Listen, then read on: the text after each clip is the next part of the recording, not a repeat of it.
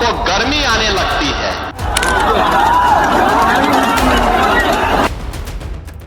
और उनकी गर्मी को शांत करने के लिए हमें डेंटिंग पेंटिंग का सहारा लेना पड़ता है। उत्तर प्रदेश में आई लव मोहम्मद विवाद की आग फैलती जा रही है। कानपुर से शुरू हुआ ये विवाद अब यूपी के कई जिलों तक फैल चुका है, जिसे लेकर शुक्रवार को बरेली में जुमे की नमाज के बाद काफी बवाल मचा और यूपी पुलिस ने लाठीचार्ज भी किया। अब आई लव मोहम्मद विवाद को लेकर कैराना सांसद इकरा हसन की भी एंट्री हो गई है। उनकी एंट्री होते ही उन्होंने सीधा यूपी के सीएम योगी पर बड़ी बात बोल दी है, वो भी आपको सुनाएंगे। लेकिन आपको बता दें, उत्तर प्रदेश के बरेली में शुक्रवार को हुए बवाल के मामले में इत्तेहाद मिल्लत काउंसिल के प्रमुख मौलाना तौकीर रजा को पुलिस ने गिरफ्तार कर लिया है। बरेली पुलिस ने प्रेस कॉन्फ्रेंस में बताया कि जुमे की नमाज के बाद पुलिस फोर्स के साथ धक्का मुक्की करने की कोशिश की गई। इस मामले में 10 FIR दर्ज की गई हैं और मौलाना तौकीर रजा सहित 8 लोग गिरफ्तार हुए हैं। मौलाना को 14 दिन की न्यायिक हिरासत में भेजा गया है। इसके साथ ही पुलिस ने 39 लोगों को भी हिरासत में लिया है। पुलिस ने बताया कि 7 दिनों से इसकी साजिश चल रही है और इस साजिश में बाहरी लोग भी शामिल हैं। पुलिस ने इस मामले में 10 FIR दर्ज की है, जिनमें से 7 में मौलाना का नाम दर्ज है। इसी बीच में कैराना सीट से समाजवादी पार्टी के सांसद इकरा हसन ने भी योगी सरकार के तरीके पर ऐतराज जताया।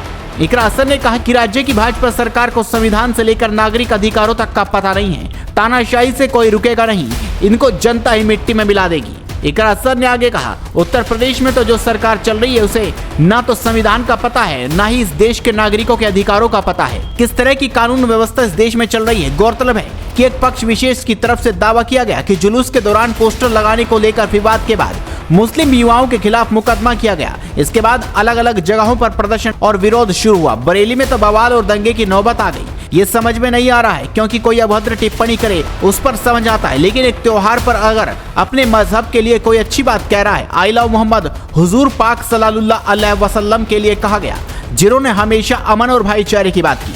पूरी दुनिया भर में उनके चाहने वाले लोग इस तरह के फरमानों से और इस तरह की तानाशाही से रुकेंगे नहीं, कोई भी नहीं रुकेगा। मैं समझती हूँ कि सरकार को सोचना चाहिए कि किस तरीके से हर एक मजहब पर अगर इसी तरीके से आपत्ति लगने लगी तो कहाँ हम खड़े होंगे, क्या हमारे देश के लोग हमसे सवाल करेंगे। ये बहुत ही गलत हरकत है और हम इसके सख्त खिलाफ हैं। और ये सरकार जो है, ये दिन पर दिन इनका स्तर गिरता जा रहा है। इनको मिट्टी में मिलाने का काम जनता ही करेगी। कल्याण अच्छा नहीं लगता। जब भी कोई हिंदू पर्व और त्योहार आता है, उनको गर्मी आने लगती है और उनकी गर्मी को शांत करने के लिए हमें डेंटिंग पेंटिंग का सहारा लेना पड़ता है। बहनों और भाइयों, आपने देखा होगा, महापुरुष किसी भी परंपरा में हो, उनका सम्मान होना चाहिए। आस्था अंतःकरण का विषय है, प्रदर्शन का विषय नहीं हो सकता। जिसकी जो आस्था है, अपनी आस्था के अनुसार अपने कार्यक्रमों को संपन्न करे, किसी को आपत्ति नहीं होगी। लेकिन आस्था के नाम पर तोड़फोड़ करोगे, आस्था के नाम पर आगजनी करोगे, आस्था के नाम पर राह चलते हुए नागरिकों पर हमला करोगे, बेटियों का जीना हराम करोगे और व्यापारियों के प्रतिष्ठानों पर आगजनी करोगे, पुलिस पर हमला करोगे, तो छेड़ोगे तो फिर छोड़ेंगे भी नहीं, और एक बार छोड़ेंगे नहीं तो फिर छोड़ोगे भी कभी नहीं।